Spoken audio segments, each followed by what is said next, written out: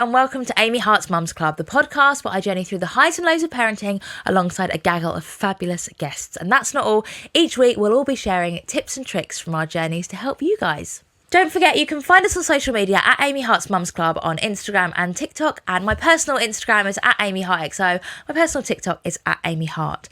Now, today's guest is a very special one. She is the lady that I cite with changing my whole life. She helped me find Sam, which led to me having Stanley, which really led to me having this podcast. So you could say this podcast is her fault. She is the queen of manifesting. She's built a huge online community and she's got a new book out called Manifest Like a Mother. Please welcome Francesca Amber. Hello. Hello. How are you? Do you know what? I've dined out on that for years. Yeah. Everyone that is ever like, I can't find a man. I'm like, you know, Amy Hart. Found her a husband. Well, not technically. But can you talk a bit about your background?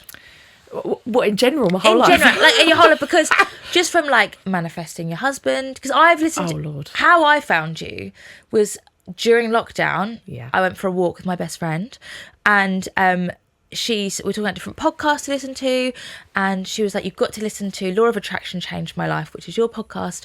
She said, it's Fran. She's just really easy to listen to. She said she manifested her husband. She's just like, you just need to listen to it. It's going to change your life. Well, so, God bless her. She's doing the Lord's work, spreading the good Thank word. you, Rhiannon. So yeah, I've been practicing Law of Attraction for about 15 years now online, and it did start how most people start, you know, reading The Secret, and I basically just took it too far. I did manifest my ex-husband. I literally found him on an online dating website, printed out a picture, put it on a vision board because he never replied to me. He never ever replied. And 2.5 years later, my friend's walking along the street, sets me up on a blind date, had never done that before, never done it since, and it was him. We got engaged 6 months later. It was amazing. And so many more incredibly specific manifestations like that. And I think the universe has given me these very specific things because people want to believe, don't they? But so many manifestations are so sort of subjective. It's like, oh, is it or is it not? But these things you cannot argue with. And I think that's why people started to follow me. So yeah, I live and breathe the Law of Attraction. I'm now a single mother to 3 daughters, which is actually amazing. It's a flex. Yeah. It's a flex. I'm here for the single mums. It's a lifestyle. And yeah, and I'm sharing the Law of Attraction just in every way I can now with the book. So as you said, you are a single mum of 3. How do you juggle all of that, like with sort of your public facing life and running community and sort of doing everything, because you do so much? I just try to be as present as I can in the moments that I can. So it sounds mental, but I do actually, I plan out my week every Sunday night, and I actually will schedule in quality time. And it actually says QT, and it means that night, I don't need to reply to emails. I don't need to look at anything. I'm there and I'm present. And yeah, that's, you know, trying to do as much as we can together. What kind of mum are you, would you say? Are you like to go with it? I've got a little girl gang and we just are running wild, and they know that they can beat me into anything. So they made me buy a chihuahua. They make me put my pumpkins out in August. Like they're running the show. But people have said to me, calmness is my superpower. Like I have developed, and I wasn't born with that. It's something I've had to really work on and develop.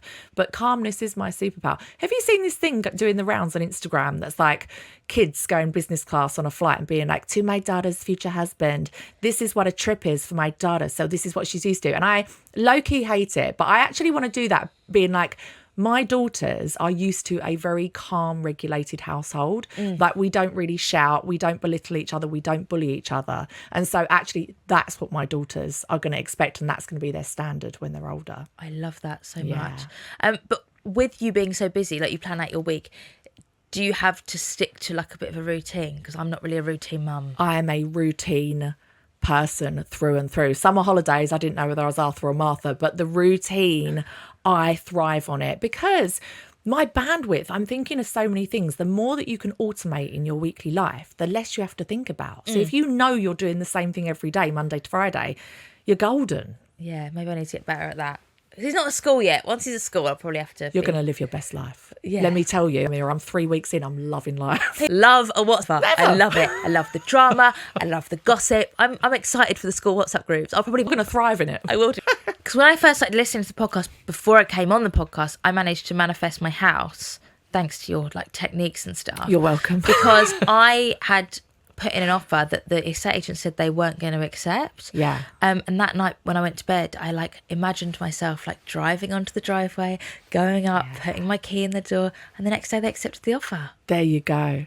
There's so many things like that are like really small. No, not really small. It's a really big one actually. But like when you can visualize yourself actually doing it, because some people can't visualize like them saying, oh yes, you've got it, you've got the house, but like little things like making dinner in that particular kitchen or putting your child to bed in that house, like it's really powerful. Before you know it, it's in your life. I think a lot of it as well, because some people will say like, oh, the universe and stuff, like the naysayers, but from a practical point of view, when I applied for Love Island, I never said I'm applying for Love Island. I never said, hopefully I'll go on Love Island. I said, I'm going on Love Island. Yeah. And I think that then gives you like a bit of a different sort of confidence. It gives you a bit of a different stance. Maybe when you go in, the producers see that confidence in you. Whereas if I went in and was like, if you thought that I'd be a good islander, if you if you think that I'm a good islander, it's like when you go for a job interview and you don't say like, I feel like I'd be a really good leader. You say, I would be a really good leader. I am a good leader. I wonder as well, before you went into Love Island, did you put things in place thinking, I'm not going to be here for 8 weeks. I'm not going to be at home. Like I need to do so. Like I wonder, did you do anything to like prepare? Not really, because I applied so far in advance. Oh, okay. And they let me know quite early, right, because of like having like a proper job for a huge company that needed to have like processes, basically. Yeah. So they let me know really early, so I didn't have to. But it was more like people would say, "Are you single?" And I was like, "Yeah, but I've just applied for Love Island, so I won't be for long." Oh, nice. And I mean, it still was when I came out, so I didn't quite manifest that quite well. Now, your book, Manifest Like a Mother, it's not just for mums, is it? I mean, probably a lot of the people that listen to this are going to be mums, but I am on your book club Facebook group, and I've seen so many people posting saying, I'm not a mum, but I love Fran. So I've read the book and I actually took so much for it. So if anyone's listening and has a friend that's very into manifestation, like probably recommend it to them as well, even if they don't have children. What made you want to write the book? Well, as you know, in the book club, I've read 60 self-development books in the last 5 years, 60, and not one of them ever mentions looking after children. The fact that from the minute you wake up in the morning till the minute you go to bed at night, and actually beyond that, throughout the night as well, you are going to be on call. You're going to be constantly demanded upon. And none of these books mention it. And so it was after reading so many books that were like, you need to wake up in the morning and journal and meditate and work out. And I just thought, who the doing this? Like who is actually able to do this? And I felt really frustrated by it. But also I realized that over the last 5 years I've been very, very consistently applying the law of attraction. I have completely transformed my life in every way you can imagine. And I thought, well, I haven't meditated once. I haven't do you know what I mean? Like all these traditional things that they say you have to do, I haven't done any of those things once. But what I have done is managed to fit in these practices and almost turn my everyday activities into manifesting rituals. And if you are a single mum with twins, no less, like that's the kind of stuff you have to do. You have to make it work for you. So there's some things in there that sound pretty wild, like the fact that loading the dishwasher or folding laundry can be a manifestation practice, that it can be mindfulness, that it can be a cognitive break. But, that's the kind of thing that us mums have to do. Yeah. We have to do it. I love what you say about when you're doing the cleaning, you just imagine like you work in a pub. Yeah, I imagined that I was working in the Hawley Arms because I just thought I want to make this fun for myself. Yeah. And before I knew it, I was like having a great time. Yeah. Do you know what I mean? It's the things you have to do. What would you say is a good morning routine for a mum who wants to be manifesting their best life? Okay, so as we know, waking up in the morning and writing a gratitude list will absolutely change your life. It really changes how you move through your day. But there are so many days that I wake up and before I can even put pen to paper, someone's wet the bed, someone slapped me around the face, so something's happened, someone's screaming. And so instead I've transformed that, and instead I say, right, let's go downstairs, make breakfast, and I put gratitude songs on, my gratitude playlist. Now these are songs all about being thankful for everything in your life, for your health, for your family, for love, for everything. And before you know it, 3 minutes in, we're all singing, dancing around the kitchen as we're making breakfast. Sometimes I'm crying. Sometimes I'm crying in gratitude. I'm like, I'm so grateful for my life. And that is how you can start your day, with gratitude. That's how you can move through your day, looking for the good things. And it sounds so simple, but it works. 3 minutes, 3 minutes, 6 minutes. And you can involve the children in it. That's the other thing in the book as well. I feel like so many self-care or self-development or manifesting practices, we feel like we have to hide them from our children. We've got to steal 10 minutes to like write our gratitude list, or we've got to, do you know what I mean? Like try and occupy them for 10 minutes on an iPad so we can meditate. That is not sustainable. It's never, ever going to work. And it doesn't feel abundant, because the whole time you're feeling like, oh God, they're going to come and interrupt me. Everything in this book is to manifest with your children. So it's not trying to hide these incredible concepts from them. It's including them and teaching them, really, this is how you live life. This is how you show up every day, and you're grateful for things. And that was really important to me, to include them. Yeah, I do a bit with Stanley. Like, obviously he's only 2, so he doesn't really understand what grateful means. But I always say to him, like, when I'm changing his nappy and stuff, like, who do you love? Because he has so many people in his life that I love him, and he'll like list them all. But he has comforters. My husband, on one fateful day when he was 6 months old, my husband was like, oh, what's this? I'll comfort her. I'll give you that to go to sleep. And then since then, Stanley's just permanently had a comforter in his mouth. And we were talking the other night about like how we're going to get rid of them. And I said we could do it at Christmas. We could, like, you know, leave them out and they could be swapped for his stockings. And the next day, because I always go, Stanley, Stanley, Stanley, boy, you bring me so much joy. And now I don't say joy, and he goes, joy. And I said to him, do you know what joy means? And he's like, happy. So in the car, I was saying to him, like, what brings you joy, Stanley? What makes you happy? And the first 8 things were individually named comforters. And I was like, you know, I can't take them away. No, sorry, you can't. Sorry. You can't. That's really going to kill your vibe. That's really going to put you on a low vibe if I take away Simba, twin Simba, Bear, Elmer, Blue Elmer. You can't do it to him. I know. But how amazing that every day, like, that seems like a really small thing, right? That wouldn't have much of an impact. But we all know that the reason people are moving through life in terrible jobs, terrible relationships, terrible friendships, staying in places that they don't feel worthy, because they're not worthy of more. They don't feel like they are worthy. And so many of us as children, if you remember back, like, we might have felt like a bit of an inconvenience at times, or we might have felt like naughty, or you're a terrible child, you're such a pain in the neck. Like, how many of us have heard that? But how amazing that Stanley's going to grow up thinking, every day you'll hear like, you bring me so much joy. Like, it sounds so simple, but to actually say that out loud and articulate it, for him to understand that. Yeah. Well done, you. Thank you. That is amazing. I said to him the other day, I was like, does mummy tell you that she loves you enough? Too much? Or not enough? And he was like, too much. Like, is that too much? I don't know. But it's so funny because I used to say to him, how much do you love mummy? And he used to go, good. I was like, okay, good amount. But now he's learned a lot. But I just want to bring him up in like a real, like, sort of positive space. And I think just like thinking positively, famously, a man once told me when I was doing a TV show that I was a very negative person, and that really shocked me. Like, wow. It was like, and I was at the time. Yeah. Like, in the situation I was in, I was being a very negative person. And since then, I just strive to be positive about everything. When I was pregnant with Stanley, I was like, it's gonna be fine. Like, it's gonna be all right. Like, it can't not be. Yeah. And everyone was like, I can't wait. The wheels are gonna come off. You're gonna realise. Anyway, it has been fine. So it's good. What would you say is the most important thing in the book?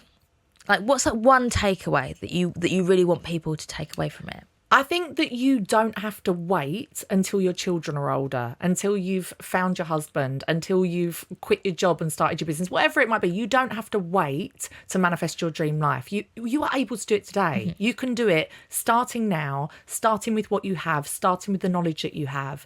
And I think that there's such a big industry built now that says you have to go to this 10-day retreat in Bali and you have to walk across like hot coals and you have to do all these things. Walk across the glass. Absolutely not. No. That would make me put on a very low vibe, I think. Yeah, I'm just not here for it. I think the power is in us. It's in our minds. And I've been guilty of it being like, oh God, this is so difficult right now, this stage of motherhood. But actually, we are able to do it at any stage. Today is the day. I know I sound like a stalker because I do just quote things that she's said and done all the time, but I just am a long time fan. But I remember you saying on a podcast about like when like the twins were really young and you had Bohemia as well, and you know you'd be like, oh, this is so hard. It's so hard being a twin mum. Twins are so hard, and then that would sort of put you down, because then things would become harder because you're already on a low vibe, and then as soon as you stop doing that, you were like, oh, actually things have become a lot easier. And I try and like practice that all the time. I'm like, I will not let myself like be down. I'm like, come on. Do you think that positive mindset is like the starting point for like the whole manifesting journey? Absolutely. I think you can look at your situation in any way, right? I could say to you, I could say that I'd lost my business in the lockdown, and then me and my daughter had to live in like a 1-bedroom flat above a pub, and then I got knocked up on Tinder, and then I've got 3 young children on my own, and I've got no money, and I'm a single mum, and it's so hard, and I had no help and no support. And all of that is true. Like, I don't want to say that that isn't true. That was definitely my reality. But the other reality is as well is that I had the courage to get divorced, and I had the courage to go and move back to London with my daughter and open a business. And yes, it closed because of lockdown, but what a blessing in disguise, because when I started this podcast, and yes, I do everything myself, but I have freedom and I have autonomy over my life, and we travel the world. Both of those things are true. Like, you could say either of those things are my reality, and the truth is they both are. But when you actually focus on all of the good, more of that good comes into your life. And that is a scientific fact, our reticular activating system. That's not something we've made up. Like, that's a real thing. And so anyone can look at their life and either see the negatives and the things that are holding them back, or the reasons they can't achieve what they want to, or they can find all of the reasons that they can achieve. Looking back at yourself in that sort of 1-bedroom flat with Bohemia, I keep wanting to just call her Bo, because like I've got this parasocial relationship with you guys, like I'm part of the fam, because that's what you call her on the podcast. But so you're in this 1-bedroom flat with Bohemia. When you look at your life now, so obviously you've got your book out, you do these huge like live events where everyone like travels and like on the worldwide, baby. Like I know, and people are like flying and making friends and sharing hotel rooms and stuff, and you know you're doing all your contributions for like all the different media stuff, and you're going to Pride of Britain, you're going to the NTAs. Like, is it a surprise to you, or is it not, because you always believed that you would get there? It's not a surprise. No, it's not a surprise at all. And that sounds really like, oh my God, it should be, oh, I can't believe it. But it's not. I always knew that following something that feels easy, it feels easy and natural for me to talk about the law of attraction every day. I will never bore of it. I will never, ever bore of it. And I feel like if you work hard in any area of your life, and you really are passionate about it, and you have a strong vision, it's going to happen. I think a lot of people do need to realise that, because I have been guilty of this in the past. Like, you can write the list, you can write the goals, but you have actually got to like put work towards it. So it's not just like, I'm going to write this down and the universe will do it for me. See you later. Yeah, there is action in law of attraction. And I think it's a nice little, I think it's an art, manifesting. It's an actual art, because yes, it's a science, but there is a fine line that you walk between doing the energetic work, which is visualizing it and seeing yourself doing these incredible things and living that life and embodying it and taking these actions like EFT tapping or whatever it might be. But then there's like the physical part that is like, you have to take the action. You have to make things happen. There are so many things with the launch of this book. So many people have said to me, like, your book launch is like what authors dream of. Like, you had like 8 events around the country. Like, you're on national TV, like you made the news, like 3 newspapers in a week. Like, that's the kind of stuff that authors dream of. And that doesn't happen for everybody. And I'm like, yeah, part of it was like, I actually messaged a lot of people and said, hey, can I come on your podcast? Can I do this? Can I do that? Can I make myself available? But then there's also the part of like dreaming about it and stepping into that. I'm a big fan, and I was asking you about like, did you prepare for Love Island? So in the months leading up to this book launch, I actually prepared. So I prepared myself. I was like, right, I need to declutter my house because I'm going to be really, really busy when this book comes out. Now, it's a big reality that when the book came out, it could have just been a post on Instagram saying, oh, my book's out today. And then that's it. That happens for a lot of people. But I was like, no, I'm going to be on tour like Mick Jagger. Like I'm going to be literally on the I'm tour not, bus. Yeah, like I started preparing my life. I started buying clothes in advance because like I won't have time to buy school uniform and stuff when it comes to that time. I took real physical actions in the real world that said to the universe, I'm going to be busy when this book comes out because, you know, it's going to be a huge success. So taking physical actions in advance, I love it. And now you're a Sunday Times best-selling author. Instant, baby. yeah. How does that feel? That must be amazing. It's amazing. Do you know what? I really wanted it just to flex, to be honest. I really wanted, I want to put it on my Tinder profile, I want to put it on my gravestone, and I want to get a blue plaque for my house. And everyone in my village is going to think I'm crazy, but I'm doing it. It's for, I think the youth call it the ops. I think it's like your opposers. I listened to a couple of like Canadian, because they're very into their wellness and stuff, and they always say my ops. But I think it's like your opposers. Okay. So, yeah. So start saying that. Doing it for the ops. Basically, I think it's the same as like haters are my motivators. Okay. Can we talk about EFT tapping, please? Because I have heard a bit about it, but I don't really get it. So can you talk to me about it, please? Oh, I love it. So tapping, I learnt this about 15 years ago. There was a man on the South Bank and he was like, I'm going to run this free group for EFT tapping. And I was like, what the hell is this? I'll be along there. So I went there and it was basically you tap on the meridian lines in your body. So it's the same ancient energy lines that, you know, in Chinese, what do you call it when you stick needles in you? Acupuncture. So it's the same lines, but instead of using needles, you physically tap on them. So he was like, what do you want? And at the time, I had a little Chihuahua store online called Pooch Pooch. It was great. It is no more. And I was like, I want to have like double the sales. I want to like really increase my sales. And we did this tapping and it genuinely took like 5 minutes, 10 minutes maximum. Next morning I woke up, I had like double, triple the sales that I'd ever had for like these stupid little dog coats. And I was just like, oh my God.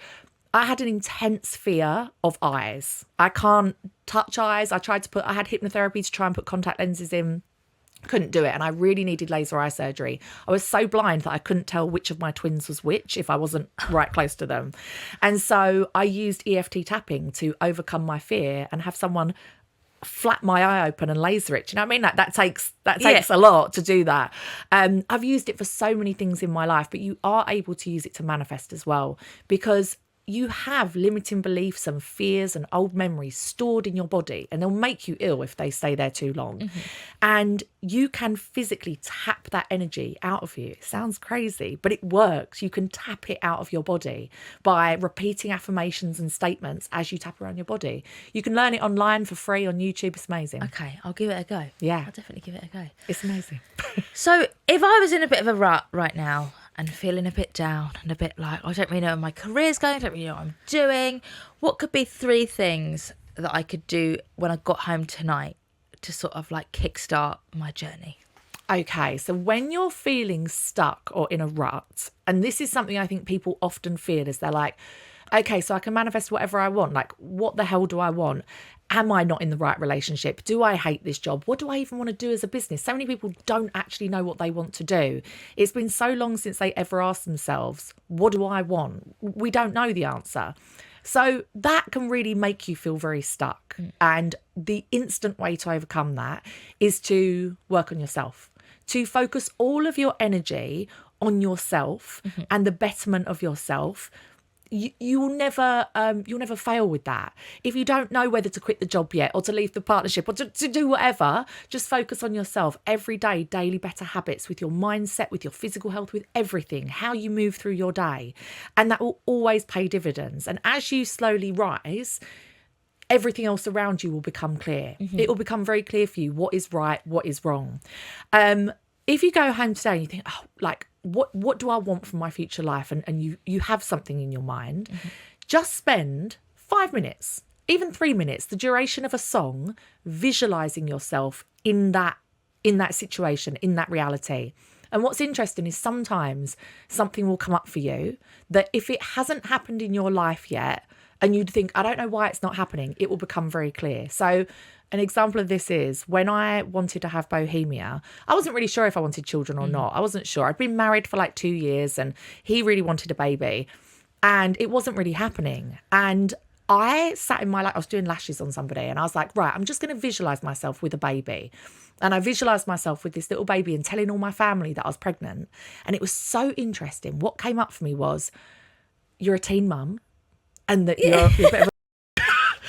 I was 30. Yeah. I was 30. We're all young mums. We're all young mums. I was 30. I've been married for 2 years, but it was so interesting. When it came to actually telling my family I was pregnant, that's what came up for me. So it took about an hour of me just sitting there and being like, you're not a teen mum.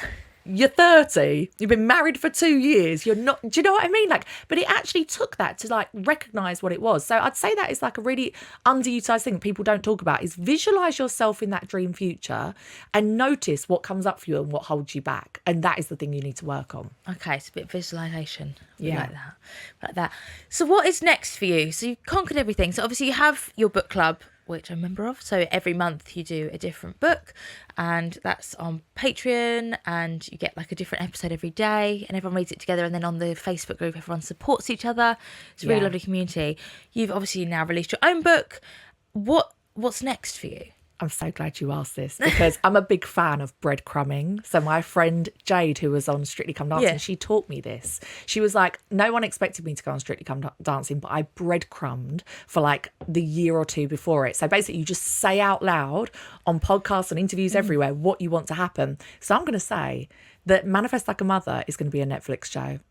It's going to be a Netflix show. Imagine a mixture of like Queer Eye. Do you remember Queer Eye?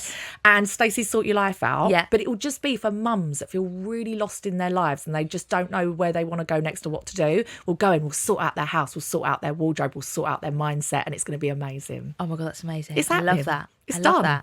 that. The breadcrumbing of Strictly, I love that, because I'm always too scared to always say like, oh, I want to go on Strictly, or I want to go in the jungle and stuff.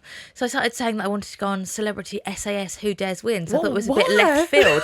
And then I watched it and was like, no, I need to stop saying this. I need to stop putting this out. No, it's not for me. No. Well, hang Imagine on. me with these. No, it's not happening. But you Fighting. should start breadcrumbing Strictly. Just start saying it. Every interview you do, just be like, oh yeah, I'm going to go on Strictly. I can feel it. I love dancing. Yeah. Like, honestly, I bet it'll work. And then we can cut back to this clip when you do go on it. There we go. I'm going to go on Strictly one day. Not today, because I'm very tired, but one day. Well, thank you so much for joining me. Manifest Like a Mother is out now. Law of Attraction Changed My Life is available wherever you get your podcasts. It's a great podcast, because that one, you don't need to be part of the book club. That's just for everyone. And it's just a lovely little weekly catch up, and I love it. But thank you so much for joining me, and I'll be back next week with another fabulous guest. Until then, don't forget to check out our social media at Amy Hart's Mums Club on Instagram and TikTok, and at Amy Hart XO for me on Instagram, and at Amy Hart on TikTok, and I will see you soon.